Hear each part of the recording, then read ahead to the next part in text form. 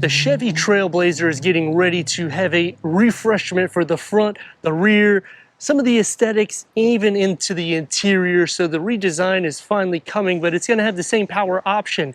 Morgan Chevy has given us the 2023 Chevrolet TrailBlazer RS in crimson metallic with jet black and red accents on the interior.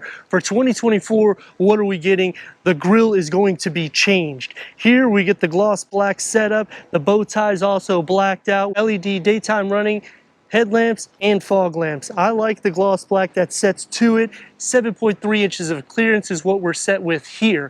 For the 2024, the whole fascia gets a refresh with the headlamp assembly and your fog lamp assembly. So it's going to look a little bit more sleek, a wider track, but we still have a dynamic front to the TrailBlazer with 18-inch machine finish, double spoke alloy wheels. We get the gloss black and the chrome. The matte black will still surround the fenders. The side view mirror cap and the two-tone look will still be for 2024, just it's going to be revised. So again, giving more of a sleek profile, but you still have the dynamics for the 2023 because it's going to have the same engine options. And because this is the RS, we have the 1.3 liter inline 3-cylinder turbocharged with 155 horsepower and 174 pound-feet of torque. It will be paired to a CVT transmission because this is the front-wheel drive.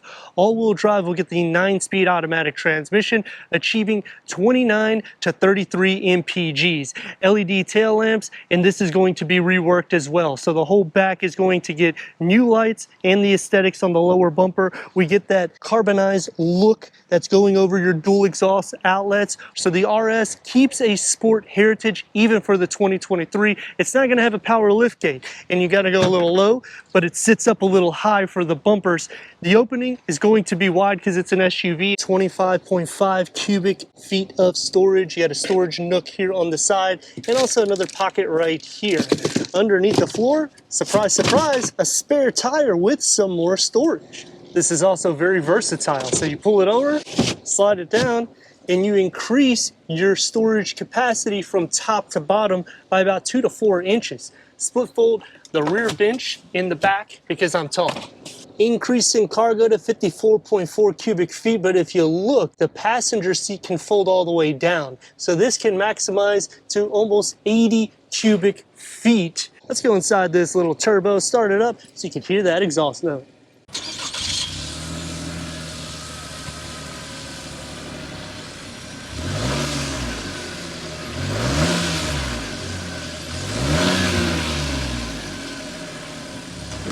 Going inside the RS TrailBlazer, you're going to notice a few changes for 2024, which I will go over. 40 inches of headroom, 40.9 inches of legroom, jet black with red accents, 10-way power seat adjustment, heated seats, 4-way manual adjustment for the passenger. What I like about the seat though is the texture that's on the side because it kind of grips your body with the piping in silver.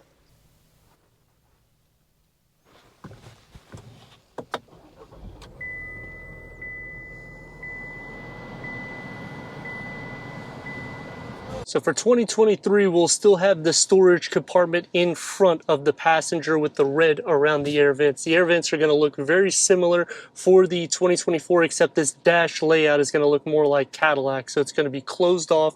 The air vents will not be here anymore because we'll have a standard 11-inch touch screen with wireless Apple CarPlay and Android Auto. We have the upgraded 8-inch infotainment screen with Apple CarPlay, Android Auto, Wi-Fi hotspot, Sirius XM, streaming Bluetooth audio, reverse camera has your trajectory, and you get the gloss black that's going to surround it, similar to a U or a V. On the gauge cluster for 2024, we get an 8-inch digital reader. Here we will just have the 4.2 TFT display in the center that goes through an array of information with the RS badging and the red around it, and the same thing for the air vent here. I do like the pattern because it gives a texture and it's almost like a 2-tier for the dash. On the lower, this is just a climate control setting. This all here is going to be changed. Wireless charging pad with a USB-A, C, and a 12-volt. Here is your driver mode select, which we'll just change it into sport, or you can put it into the snow or colder weather. Leather wrap for the gear lever and on the shifter with the RS badging. An area for the key fob between the cup holders and a storage compartment here with a little bit of an area that you can just easily open it up with a storage tier that can fit a smaller cell phone and maybe some little notes. Pick that up and it's a deep storage pocket. Put that back in. More Sport derived. It is also pushed back. This is going to be more or less the same setup for the 2024. Flat bottom, leather wrap steering wheel, multi-function, adaptive cruise control, lane keep assist, heated steering wheel, the gloss black on the lower with the bow tie blacked out. The dashboard and the door panel integrated together with the upgraded Bose sound system. The gloss black comes in to the door panel. It's going to be more sporty here for your elbows, but it's going to be pretty soft right here. One touch up and down only for the driver window, and a storage pocket with one beverage or bottle holder. For the back seats, I'm at 38.4 inches of headroom, 39.4 inches of legroom, more legroom than Kia and Nissan. For the back seat, the door panel will get stripped out of pretty much everything. So that gloss black, you see it's not here. All harder materials everywhere, so you don't even get the soft materials here. One touch down and a storage pocket that you can fit a medium-sized flask with storage behind both of the front seats. A USB-A, C, and a home plug with a large little nook underneath here. And I like how this is carved out because when I sit into the center, it actually makes it a little bit easier for me.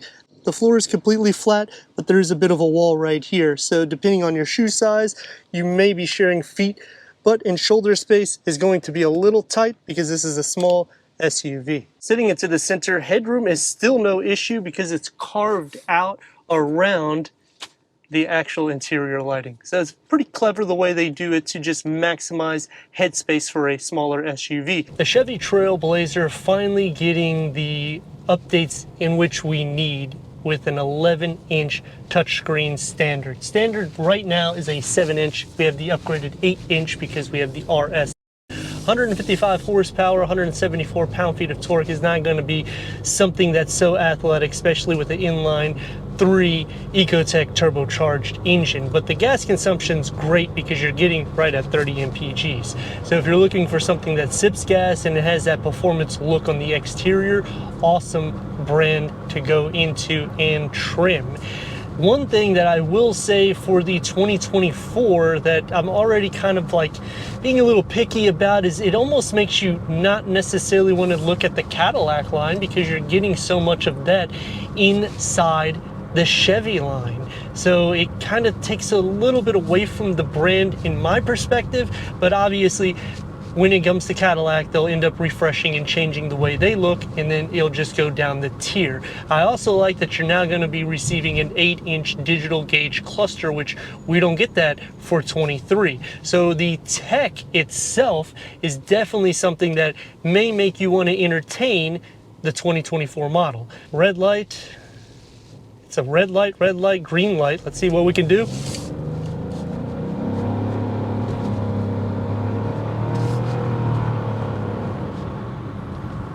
I mean, a CVT transmission for the front wheel drive, you need the 9-speed, it will be for the all-wheel drive. You're getting around a 9-second 0 to 60.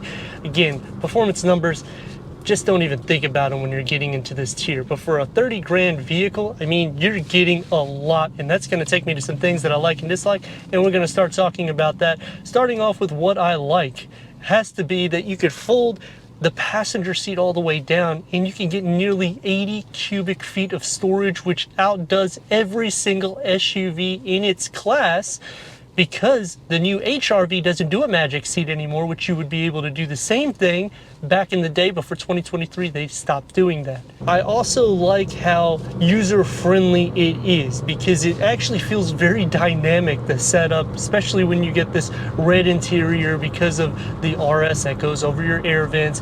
In this two-tone dash, it just works. Now obviously we're going to lose some storage for 2024, but it's not necessarily a bad thing because it's going to look a little bit more more elegant than this generation. Taking me to the final thing that just kind of makes me say, wow, this is a great car, is how you can even add more cargo space to the trunk, which a lot of the auto industries are starting to do this, in which you can add 2 to 4 inches more from top to bottom, which makes it easy when you're loading large items. Turn radius is going to be not as good as I wanted, almost 3 lanes. Let's rock and roll.